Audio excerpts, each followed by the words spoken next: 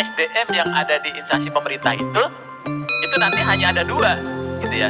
Kalau kita lihat persoalan ini, itu solusinya tadi nggak bisa tunggal, ya. Keterlibatan semuanya itu penting. Kita petakan, ya. Makanya. Maka SDM yang ada di instansi pemerintah itu nanti hanya ada dua, gitu ya. Ada dua, karena yang outsourcing itu bukan instrumen ASN. Dia hanya PNS, P3K. Jadi kalau sifatnya permanen, ya itu PNS. Kalau yang sifatnya temporer itu dalam arti 1 tahun dia diperpanjang, 1 tahun dia diperpanjang. Boleh nggak 20 tahun, 30 tahun? Boleh. Walaupun guru bunyinya 5 tahun plus 5 tahun, boleh nggak setelah itu perpanjang? Boleh. Sepanjang dia usianya belum 60 tahun. Jadi temporer itu bukan tempo-tempo kerja, tempo-tempo enggak, bukan. Tapi temporer itu dia setiap tahun dia harus wajib dilakukan. Tapi di luar ini, ya yang bukan jabatan ASN, maka dia harus dilakukan melalui proses alih daya atau outsourcing. Kalau yang PNS yang P3K itu diperlukan apa? Kompetensi orangnya. Tapi kalau yang outsourcing yang diperlukan itu jasanya. Bapak perlu jasa kebersihan, bukan orang yang ngebersihinnya, tapi jasanya. Perusahaan jasa di dalamnya ada orang-orang melakukan itu. Jadi yang outsourcing itu yang dibutuhkan itu jasanya. Kalau PPK dan PNS itu orangnya. Gitu. Jadi kalau yang jasa si A, si B, si A nggak perlu dia ganti orang lagi, yang penting jasa kebersihannya jalan. Maka dia yang dibutuhkan itu adalah jasanya di sini. Jadi dia memang berbeda, gitu ya. Dia itu berbeda, ya. Terus lanjut. Nah, oleh sebab itu, Bapak Ibu sekalian, tadi kami sampaikan kalau guru setidaknya dengan kita mengangkat guru ini, kita mengurangi termasuk tadi ada yang sudah lulus PG, berarti kalau Pak Hasim masuk Dapodik dan formasinya diusulkan, harusnya itu udah aman. Karena yang lulus PG itu sudah bisa langsung diangkat menjadi PPPK guru yang lulus PG, Bapak Ibu sekalian. Mudah-mudahan di sini udah masuk semua nih formasi dan Dapodiknya. Jangan sampai nggak nyambung. Dapodik ada nggak diusulkan formasi nggak bisa juga. Formasinya diusulkan di Dapodik nggak ada nggak bisa juga. Karena kalau di Dapodik itu sudah by name tuh. Berarti yang lulus PG itu otomatis akan diangkat. Udah pasti, ya. Karena dia masuk ke dalam prioritas 1 kan gitu ya. Jadi yang PG itu selesai gitu kan? Gitu Pak. Jadi sistematis penyelesaian kita itu. Ya, jadi yang begitu juga tenaga kesehatan ini agak belum rapi. Karena nggak nyambung antara sistem SDM kesehatannya dengan usulan formasi. Ini yang saya nggak ngeritin di kesehatan. Padahal kami sudah buka seluas-luasnya. Nah kalau ini yang 2 ini selesai, minimal kita mengurangi tenaga-tenaga lainnya.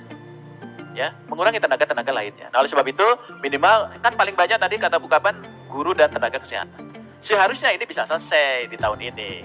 Untuk guru dan tenaga kesehatan. Mumpung ini menjadi prioritas nasional. Ya, tapi kemarin banyak yang ragu-ragu. Saya bilang kalau ragu-ragu nggak ada uangnya gampang. Kita angkat dulu sesuai dengan uangnya. Yang belum nanti kita keluarkan kebijakan secara bertahap. Tahun depan ada uangnya kita angkat langsung. Nggak usah ikut tes lagi.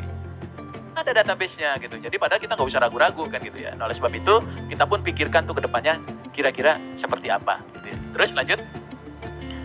Nah, oleh sebab itu Bapak Ibu sekalian, ini dari proses yang saat ini pun belum terpenuhi semua tuh masih. Dari total kita tuh yang di aplikasi Dapodik ada 758.000 dibandingkan dengan formasinya. Nah kalau kita bandingkan, lanjut ya. Kalau kita bandingkan ini masih jauh nih, ya. Kita masih separuhnya nih Pak Hasim. Ya dari proses 750.000 itu baru 328.000. Padahal kita buka nih, makanya saya bilang tadi logika formasi kita ini kebalik. Kita kok yang ngomong ke teman, ayo dong gitu. Biasanya kan kita potong tuh Pak. Ya kalau yang untuk guru khusus nih, ya. Minimal ini yang bisa ngurangi tadi, tapi ternyata kesempatan ini nggak dimanfaatin semua.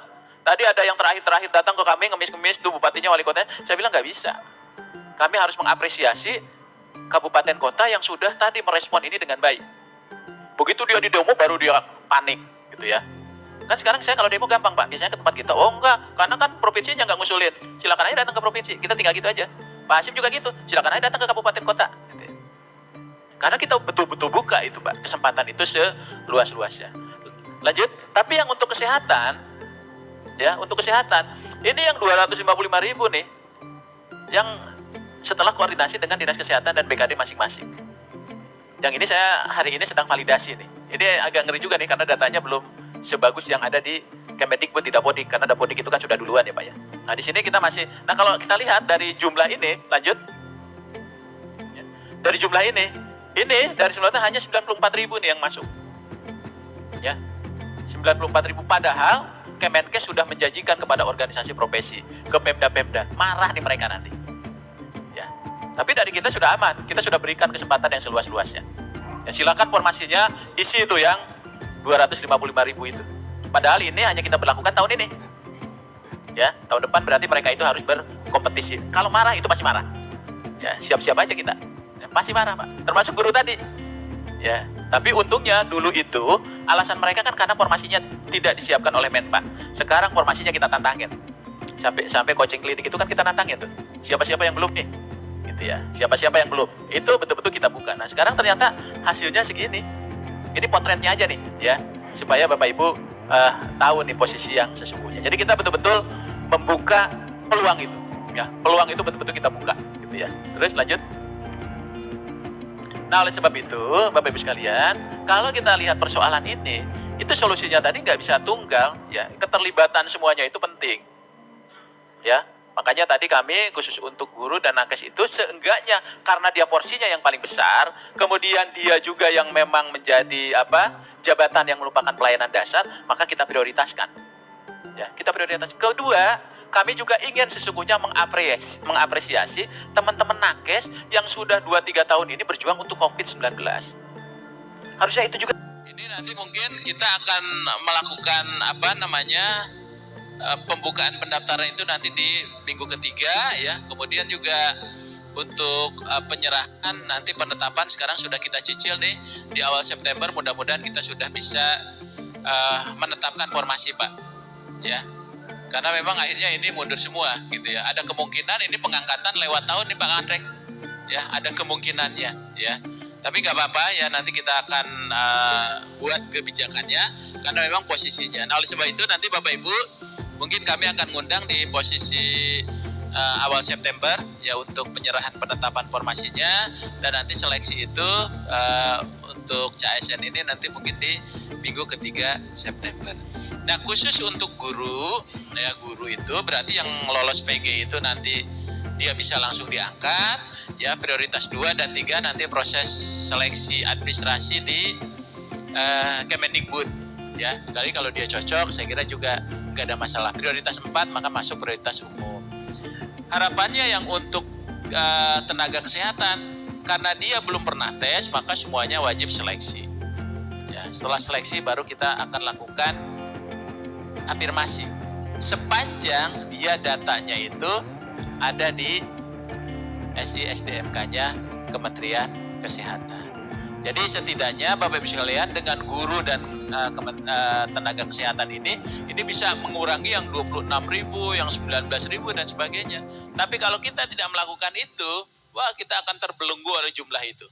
Ya, kita akan terbelenggu oleh jumlah itu. Nah, oleh sebab itu barangkali Bapak Ibu, teman-teman sekalian, ini penting penyelesaian itu sistematis dilakukan secara bertahap. Jadi kita nggak boleh juga kayak dulu, wah ini wajib diangkat, ini harus ini, enggak, Pak. Kita ada aturan-aturan yang tidak boleh kita langgar. Kedua, asas keadilan. Yang semua orang anak bangsa yang hebat-hebat ini, dia juga boleh. Jangan sampai karena kebijakan ini menutup putra-putra terbaik untuk bisa menjadi aparatur sipil negara. Nah, itu saya kira menjadi penting. Terus, lanjut. Nah, ini yang kita tunggu-tunggu, Pak, ya. Ini lama banget yang terakhir ini, ya. Saya nungguin baru muncul, ya. Ya udah mau jam 12 soalnya, ya, sampai Pak Kakandrek balik lagi tuh, ya. Saya kira itu Bapak Ibu, teman-teman sekalian, informasi awal, ya, kaitan dengan proses ini. Mudah-mudahan ini bisa setidaknya memberikan pencerahan lah, ya, untuk proses pendataan ini. Jadi prinsip Pak Kakandrek bahwa pendataan ini bukan dalam konteks pengangkatan sebagai ASN, tapi pemetaan dalam rangka kita melihat potensi kira-kira kebijakan apa nih ke depan yang harus kita lakukan dalam kerangka penyelesaian tenaga-tenaga non-ASN. Demikian Bapak Ibu sekalian, Assalamualaikum warahmatullahi wabarakatuh.